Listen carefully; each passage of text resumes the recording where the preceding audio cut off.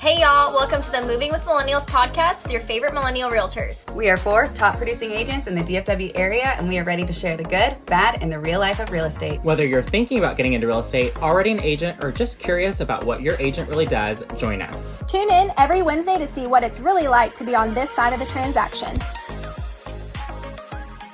Hey guys, welcome back to another episode with Moving with Millennials. Today it's just Mariana and I and our guest appearance, Chandler. So we're going to let Chandler just talk the whole time. Yeah, she'll keep us entertained. To be really hard because she's not quite talking. Yeah, she was a little bit earlier. Yeah, she was. She's so cute. She's definitely moving around. So if you're watching on YouTube, you can get to see all of her stuff. Definitely. So. Well, we're just going to chat a little bit. Like Maggie said, it's just her and I. So we were like, let's just do an update on, this isn't really a market update necessarily, but like we talk obviously a lot in our group chat about what we see going on with our clients right now. So we wanted to give you guys some like real time, like here's what's going on and what we're seeing literally in today's market. And we're currently like, we're at the beginning or mid-October right now when we're filming this. So yeah. But I feel like, I joke, and I know we've done a market update since I've had Chandler, but I'm like, I joke with all my clients, like, literally, since I've had her, like, almost 5 months ago, that's how quickly, like, this market. Yes. Yeah. Like, right when you went on maternity leave, like, what, May? Uh-huh. Well, yeah, I guess, like, a little over a month is when we started feeling it. And, like, it just changed, like, with the blink of it. For sure. And now I've been back for about, I guess almost 2 months. I'm definitely seeing exactly what you guys were talking about the whole time I was on maternity leave. For sure. So. It's just so much easier if you were a buyer right now. I mean, we were talking earlier, like with offer terms, like no longer are you having to go like 50,000 over or just appraisal waivers, all of the things. So. Yeah, we brought on Daniel, the lender, a few podcasts ago or episodes ago, and we were talking about that. Like, yes, they have kind of the higher rates to come back right now, but they're still not having to come in so much over asking that it's essentially not the same market, but it is definitely a better market for buyers. For sure. And like sellers are paying title policy, contingent offers. I think I had 3 contingent offers. Yeah. One on the seller side, I was representing seller, but the buyer was contingent in their house wasn't even on the market, but that was the offer we got. That was the offer, yeah. Did it all work out? It all worked out. They got it listed. We closed in about 40 days. Yeah. So, and then we ended up getting a non-contingent offer after we had already executed. Oh, really? But that was the active pick out. Yeah, but we were good. Yeah. Which, I mean, is still good. I remember telling you and Jake and Brandie that it's like, I mean, that was the norm in 2018, 2017. Like, it was totally normal for a home to be contingent because most people do have to sell their house before they buy. And so. For sure. Yeah. And it's, I was about to say that. I just thought of something. Or speaking of appraisal waivers, I did have one that it was multiple offers. We didn't have to go that aggressively over, but we did the appraisal waiver. Really? It did make value, but get this. Like, this is going to be a 60-day close. Like, my buyer's rock solid. Like, putting a bunch down, like, very clean. We put in a clean offer, aggressive, or a competitive. Was it multiple offers? Multiple offers. Yeah, so we're still seeing some multiple offers. Yes. So, but we somehow negotiated a construction loan. Construction loans are usually like if the house has been sitting or because it's a longer close and there's just several steps, more steps. So we negotiated that. Yeah, tell them about it. So like that would not, that used to not happen like the last 2 years. So. Which I mean, again, is pretty normal if the house needs some work or something like that for them to be able to get something like that. For sure. And it just happened to be like the perfect seller for that situation because I mean, the house is paid off. He wasn't in a huge rush. And we were only like 1,000 off of the other offer that they had. But I think they were a bunch of investors. Yeah. My buyer is, probably going to get engaged soon and, start a family. Right. So that kind of worked out. Yeah. Yeah, for sure worked out in our favor. Yeah. Well, with the appraisal waiver, it's funny that you bring that up because I went back, we have our office page on Facebook where we ask questions and stuff like that. Yeah. So I went back and I just was, I searched for something and one of my old posts came up in like 2017 or 18. Back then, they didn't have the appraisal waiver like document that we have now. Oh, we were just writing into like special provisions and stuff.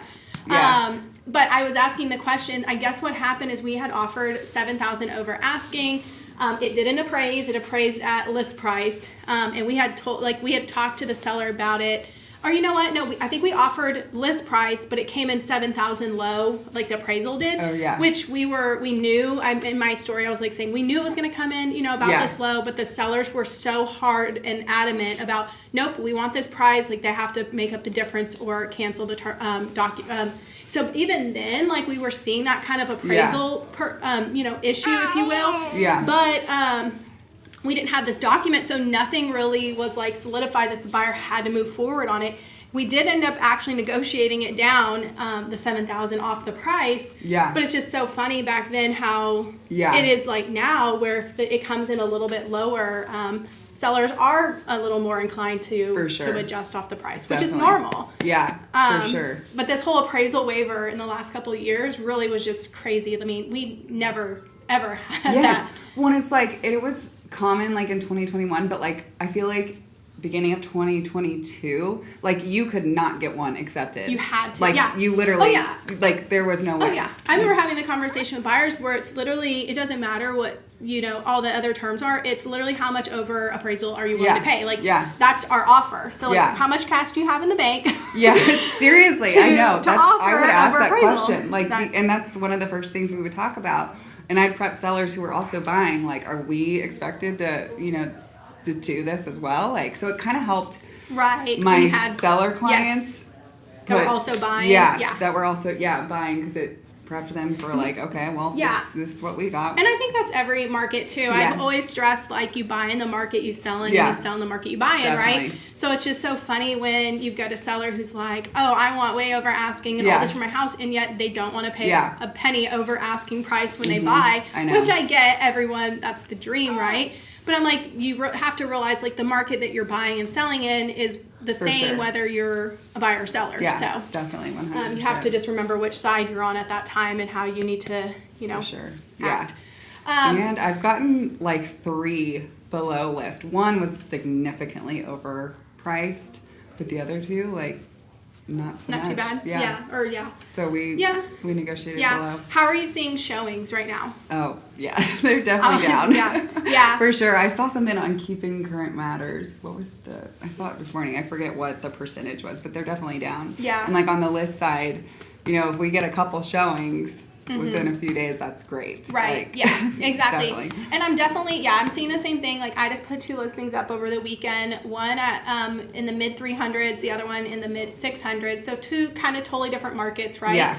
But both, one of them, we didn't have any showings over the weekend, but we had 6 people come through at the open house. And then we had 4 people at the other open house and 1 showing. So that's the first weekend on the market. And I set my seller's expectation that was going to be the case, because I'd rather almost at this point set the expectation that that's what's going to happen, and then we get a bunch of showings versus the opposite.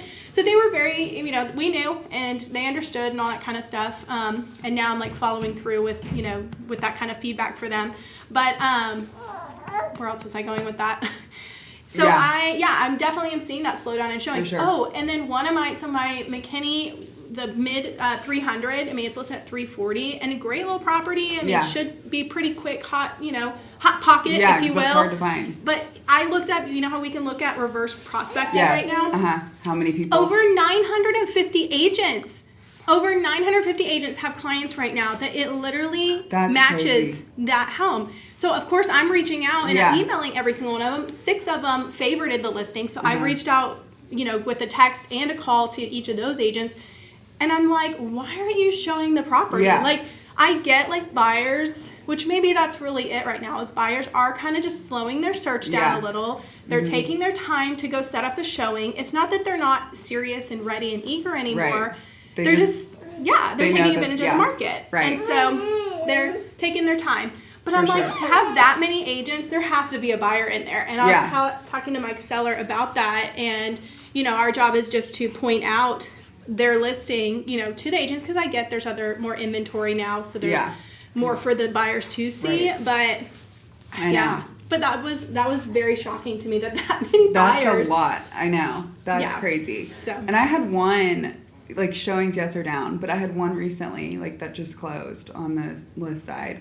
We had like a showing scheduled within probably an hour. And then we had total throughout the few days we were on the market. It was in like the 200 price range. So anything in that range is still, in my situation, like flying. How many showings did you guys have? I think we had 13. Oh, wow. On the first weekend. And we had 3 offers. Yeah. Which, again, totally different market. For but sure. Still. Yeah. But it's interesting. I mean, I think right now our biggest challenge is just setting expectations with clients, whether it's on the buyer or seller side. It's not that the market's bad right now, because I hate when people say, and I hate that not everyone, I feel like media in general, like they're talking about it being a buyer's market. And it's like, that is not true. It's not a buyer's market. And it's not even a balanced market. Yes. I'm like, it's still a seller's market. We're not in this hot seller's market we just came out of, but we are back to like what I like to call the pre-COVID market. And I had a listing appointment yesterday, and I was telling them, right now on average, we're seeing maybe 3 or 4 weeks. We had that conversation, and I said a home at $500,000 should not sell in 3 hours. Like it just shouldn't. Like that market was a little too insane. It was hard to.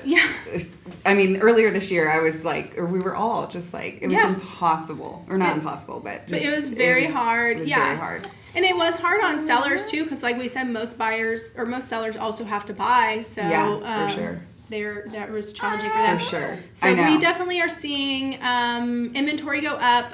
I think we're now at 3 months inventory. Last time I checked last week, which is still a seller's market. But I mean, we're just not. It's just an expectation shift. So tell us some more, Chandler. We're gonna give you the mic for a minute. What do you think of the market right now? She went to her first listing appointment the other day, right? She did. Well, she's gotten a few listing appointments with me and some showings. Yeah, my clients have been super great with her coming along and tagging along. And she's who right would now, it be though? Sleepy, she's so freaking cute. But future realtor. Yes, we are. So we have a Modern Nest onesie that we like to wear. Yes. But I think we're headband too. outgrown it now. Turquoise one. Yes, it's perfect. I feel like we're all seeing the same thing right now, and I think Brandie and Jake would say the same, because we talk in our group chat that they're also seeing the market like this now. So we just want to give you guys some realistic numbers and realistic of what we're seeing on the daily. Again, I guess this episode's really not to discourage you if you're a buyer or seller or a client or anything like that. It's more just to keep you up to date. And then if you're an agent, just know, like, it's not just you, but also keep in mind, I think some agents are thinking, oh man, the market's not, is quick and hot and easy, if you will, but there's still plenty of business and transactions happening. So you need to keep in mind that business is still happening. And, people always need to buy and sell. Exactly. Like, I mean, just so many situations. Yeah, absolutely. But well, there's our quick little 15-minute, I think it's 15 minutes, something like that. See. Little update, But we'll tune in to you guys next week. We'll hopefully have Brandie and Jake with us as well, and we'll get back to our normal schedule. Sounds good. Bye, guys. See you next week. Bye.